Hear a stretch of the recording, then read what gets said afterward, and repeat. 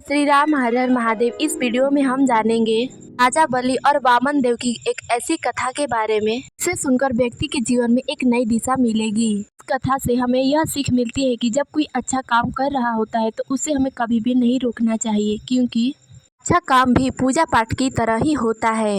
ये राजा बलि और वामन देव से जुड़ी कथा शुरू करते हैं। वामन देव भगवान विष्णु के अवतार कहे जाते हैं। पौराणिक कथाओं के अनुसार एक समय शुरू के राजा बलि ने देवताओं को युद्ध में परास्त कर दिया था स्वर्ग को अपने अधिकार में ले लिया था। राजा बलि के कारण सभी देवता अत्यंत ही ज्यादा दुखी थे। वे दुखी होकर अपनी माता अदिति के पास गए। सभी देवताओं ने मिलकर माता अदिति से अपने दुखों का कारण बताया।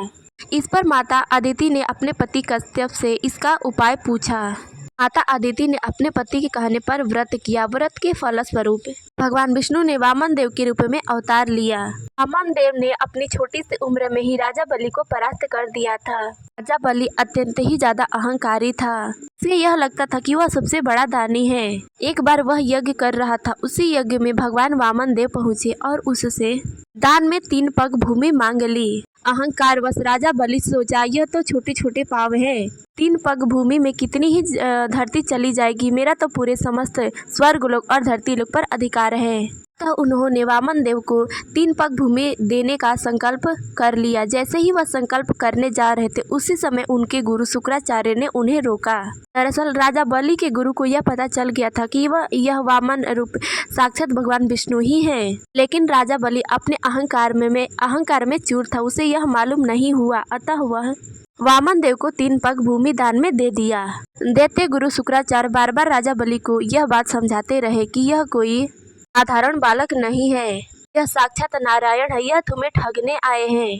तुम इन्हें 3 पग भूमि दान में मत दो। यह बात सुनकर राजा बलि बोला, अगर यह साक्षात नारायण ही है तो मेरे द्वार पर एक याचक की भांति आए हैं। मेरे द्वार पर दान मांगने आए हैं और मैं इन्हें मना नहीं कर सकता।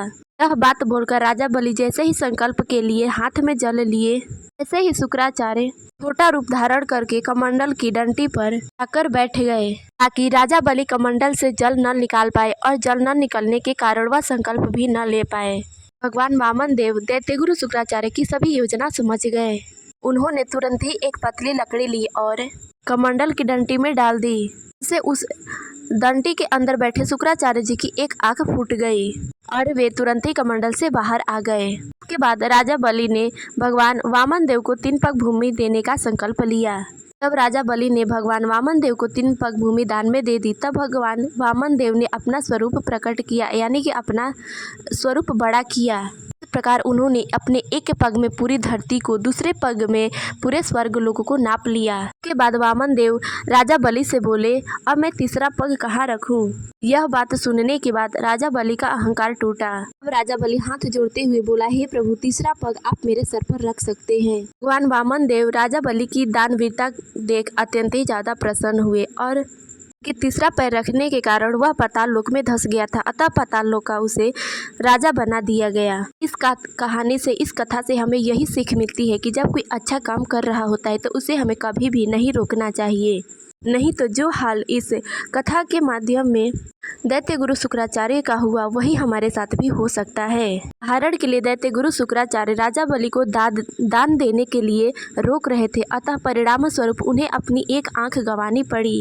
इसलिए हमें कभी भी अच्छे काम में दूसरों को बाधा नहीं बनना चाहिए, बल्कि उसकी सहायता करनी चाहिए। अच्छे काम भी, नेक काम भी पूजा पाठ की तरह ही होते हैं। इस वीडियो में बस इतना ही। मिलते हैं अगले वीडियो में। तब तक के लिए जय श्री राम, हर हर महादेव।